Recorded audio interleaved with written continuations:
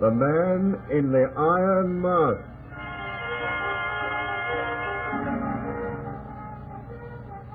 An adaptation of Alexander Dumas' famous novel, specially written for radio by Eric Scott and a George Edwards production.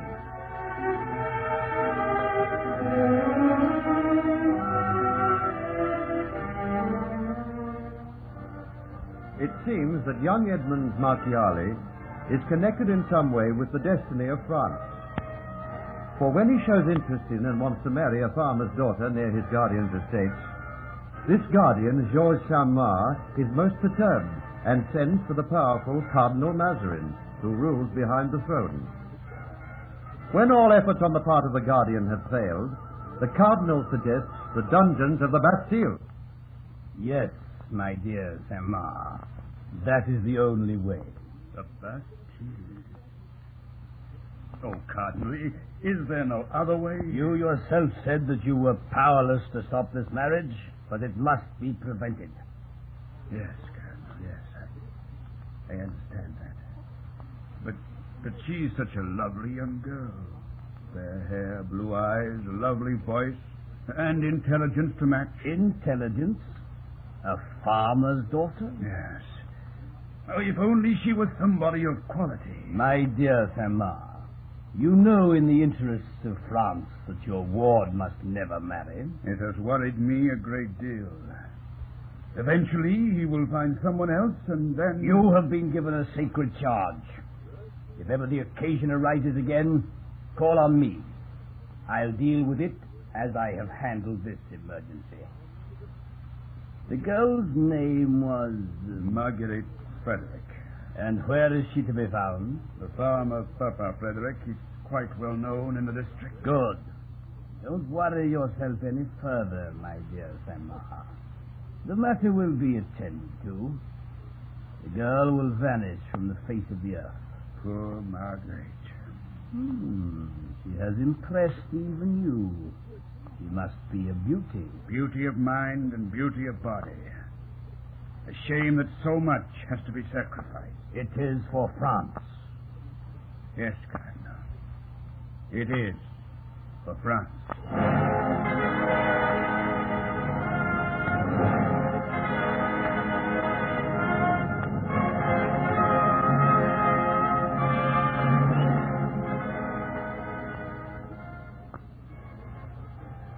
I wish this walk were forever and ever.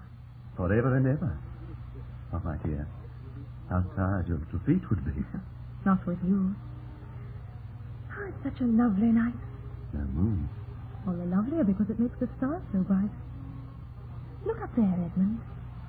Those bright, bright stars. Astronomers say that they are worlds. Worlds like this. Could they be, really? If one can believe astronomers. But of course one believes the astronomers. Don't they map out the fate of all the nobles of France, even the king? Papa says that there are astronomers who know when you will be born, when you will die, everything that happens in your life. Oh, they must be such clever men. That's one thing I can't understand. How they can find all that up there in those heavens. I wonder if there are people like us up there, Edmund. People in those other worlds. Walking along a country road under starry heavens. And so much in love. Oh, no.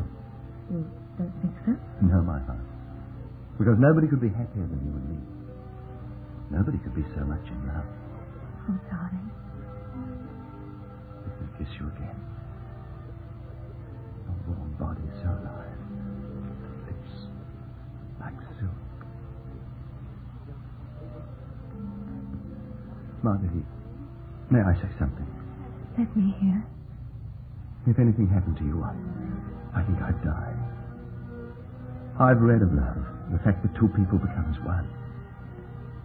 I feel that is how it is with us. We are one. Without you, I'd be like a man with his arm or his leg cut off. His head. Oh, you frighten me. Oh, perhaps it's wrong to love as we do. Is it, Edmund? There's a God up there amongst all those worlds. There perhaps we should love him first. Well, that's a heavenly love, my dear. We worship him, yes. Then after that worship comes another kind. That which belongs to the earth. Darling, will you make me a promise? Anything, Edmund. That bright star up there, I don't know what the astronomers call it, but whenever we are apart at night before our marriage, look up to that star, won't you? Say to yourself, that's our star. And wherever I am, I know what you're thinking. And I look for our star too, and that somehow will bring us together until we meet again. Oh, what a lovely thought. Our star. Oh, but we'll never be parted for long, will we, Edmund? When I leave you, my darling, I shall go back and talk with my guardian. I want to marry you as soon as possible. He doesn't like me. Yes, he does.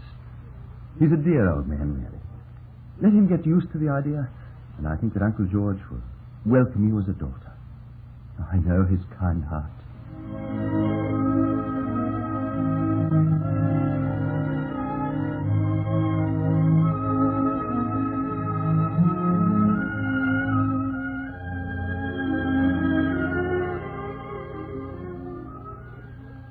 This, Your Majesty, is a permit to occupy the holdings of 4 peasant farmers in Versailles. Oh, yes, of course. Extensions to the palace. Correct, Your Majesty.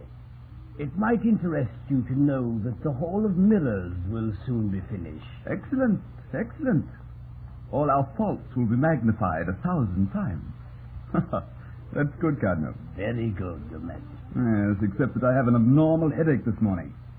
How many more of these objectionable documents do I have to sign? Oh, there's only one more, Your Majesty. A mere nothing. The arrest of a peasant woman, if you will sign here. Oh, yes, Cardinal. What has she done? Stolen something? No, a nuisance politically. And a woman, too. Yes, but they can be dangerous, as you know. This document will put her away where she won't do anybody any harm. Oh, splendid. Oh, well, take all these papers away. I don't want to see anything more until tomorrow. Oh, I wish you could put me away today. Me with my head. I think it was a very bad vintage last night. Something must be done about my wife. Yes, Your Majesty. I will see that the cellars are rechecked. Your niece, Cardinal. I haven't seen her these last 3 days. No, Your Majesty. I plan to send her into the country. The Paris air is not good for her. Oh, and I thought she thrived exceedingly well. She is most popular at court. I hope I shall have the honor of seeing Maria today. She is not herself. Oh, you're a stern uncle. See to it, Cardinal. I would like to see her again. As you say, Your Majesty.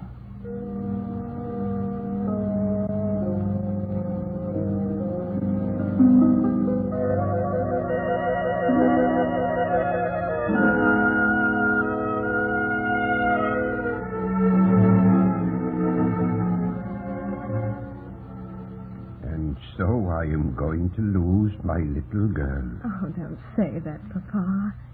You'll never lose me, you know that. I wish I did know it, Marguerite.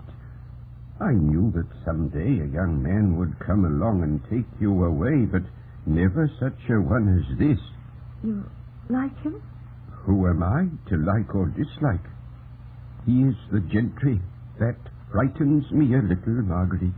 Me too, Papa. Oh, but we love each other so much. I feel we'll overcome the difficulties. You will, perhaps, because you have youth on your side and beauty and the manner of a lady. But your old papa, why, look at me, Marguerite. I have been a farmer all my life. I will not belong to the pattern. You will be near me, Papa. Always. When your mother died and you somehow stepped into her shoes, I felt I still had your mother with me, in you, because you have her eyes, her smile, and even her voice. And I have her loyalty, too. You'll see. Oh, I'll never desert you, Papa. If the time ever came that Edmund and I should be forced to live in some other part, you would come with us. Will you promise me that, Marguerite? I'm getting old now, and there's no one else but you. I promise. It's good to hear. I'm a happy man, and a lucky man, too. A good farm and a good daughter. Who comes at this time of night? Open in the name of the King of France. The King of France? Monsieur, what is it? Monsieur? We look for Marguerite Frederick. I am Marguerite Frederick. What is this, Captain? Stay where you are, old man. Our business is not with you. Madam, we request that you come with us. With you? Yes. But where? Why, I don't understand. You are not in a position to ask questions. Come with us and step inside the carriage that we have waiting. Oh, no, monsieur. If I don't know where I'm going... It is not for you to argue. Let me go! Let my daughter alone. Out of the way, old man. And you, madam, don't offer too much resistance. This is an order from the King of France. Oh, no, no. Where are you taking me? To the end of your destination. I must know, my fiancé. Papa, tell Edmund. Oh, monsieur, if you will tell me what it means and where I'm going. I'm sorry. All I can tell you is that you go to the end of your destination. Now come. No, no. Oh, monsieur, if you will give me time. My fiancé, Edmund, please give me time. No more words, madam. Into this carriage.